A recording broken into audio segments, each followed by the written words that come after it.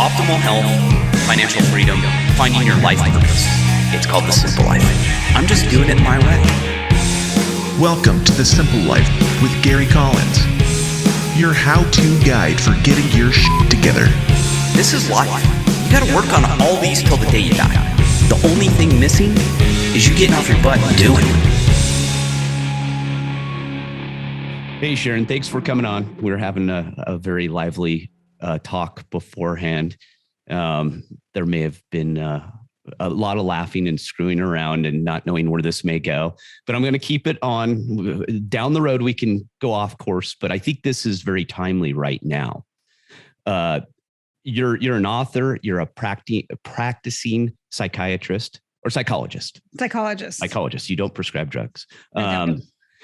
And that's what I like. I like people who work in the mix. I'm not a big fan of just pure academics because they talk from theory and not necessarily experience.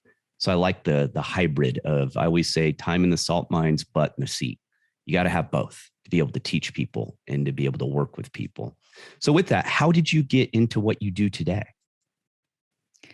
Well, I mean, it's a long story from the beginning. So I'll just kind of give you the short version. You got time. There's no constraints here. Yeah, well, I've always been somebody who is interested in how the mind works. I think that's why I ended up going into psychology. I really wanted to understand people and figure out how I can help them.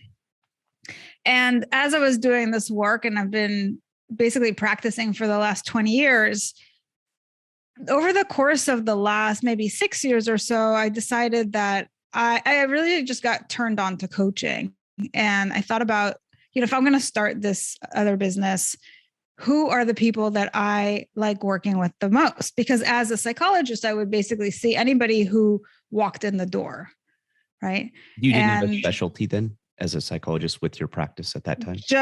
Just that I worked with adults, and then they would come to me through like insurance companies and things like that. So I never really knew who was going to come in. They would just be funneled in.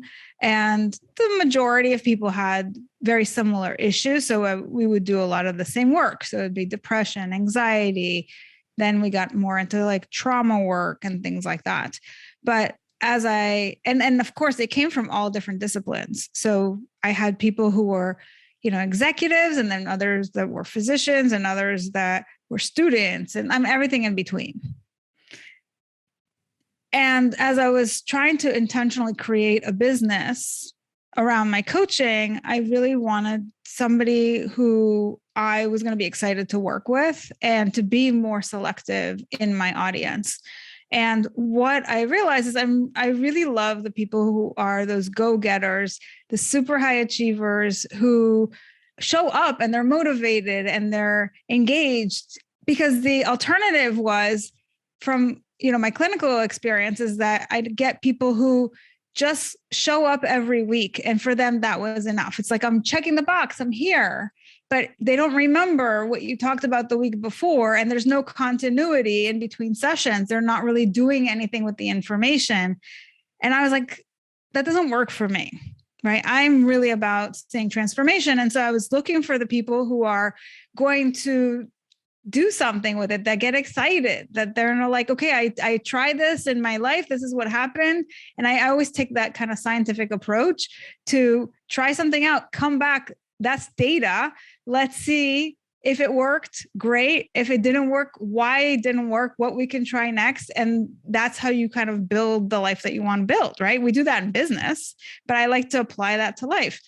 And so I was like, well, what are those professions where people are really working hard and they're struggling? And what are the things that I can help them with, given my years of experience in the field? And how can I kind of package that for them? And so I landed on burnout. I was like, oh, what is this burnout thing? I mean, we've all heard the term, but I was like, I don't even know what that means. Let me look it up, and started to kind of read on it. And the more I read, the more I was like, wow, like people that come in and they're describing their situation, they don't use that word. But that's exactly what they're describing. And I thought, well, how fascinating that people are actually in the midst of burnout and they don't even realize it. Right. And so then I decided, like, part of my mission has to be educating people on what to look out for so that they can start to apply the solution that is required, right? So as a psychologist, or even like anybody in medicine or psychiatry, like they know there's a diagnosis for the problem, not so that we can have like any sort of stigma on the person, but so that we can have a tailored approach. So if your foot is broken, we're going to have a very different treatment than if you have a sore throat. And it's the same thing in psychology, right? So if you're depressed, it's going to be different than if you have anxiety attacks.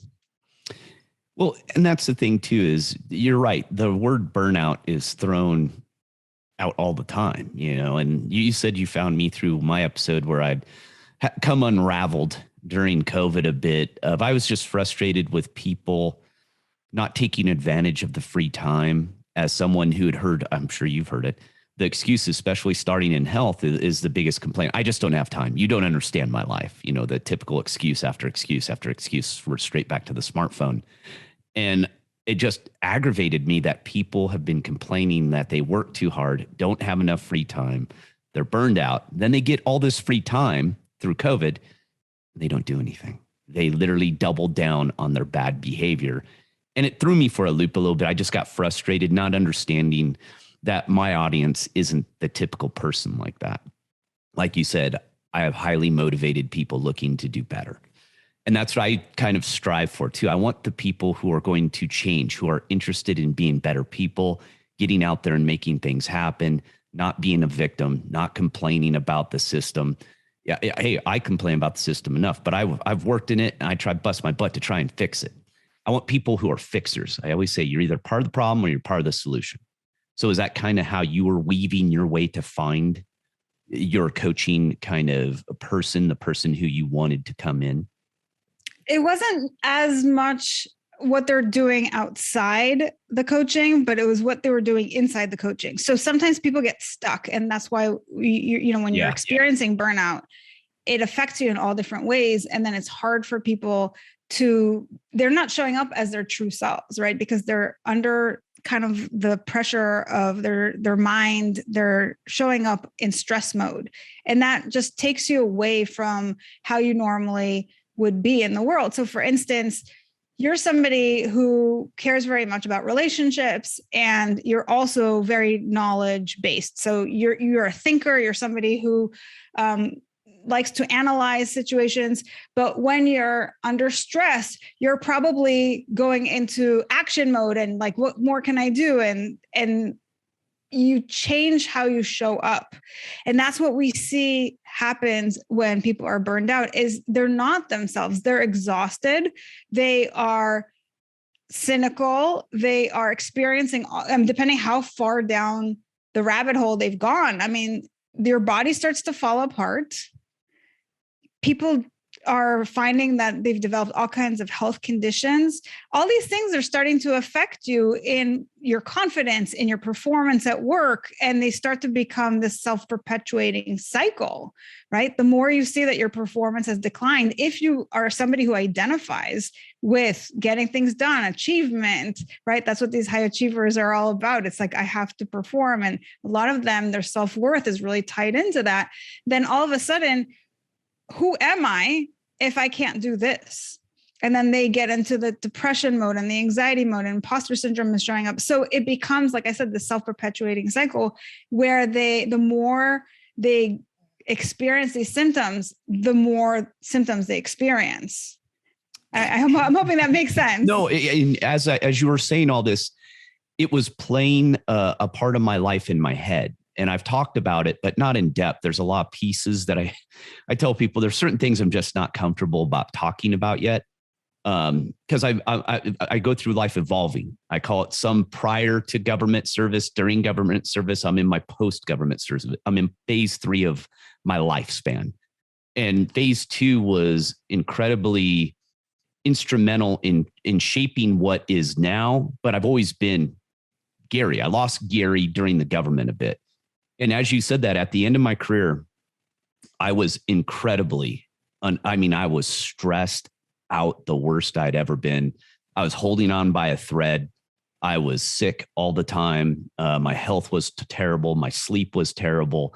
And I thought by doubling down and working harder, I could fix the problem. And it made me less efficient, made me worse, made me incredibly not even anywhere fun to be around. I was a horrible, just curmudgeon. I mean, I was terrible. I was angry. I was bitter, and I would snap real quick. So it's funny, as you say those things, I was going through this progression, and you're totally right.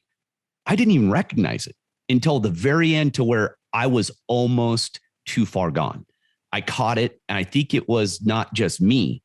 It was a couple people around me who came to me and said, hey, man, this is what you need to do.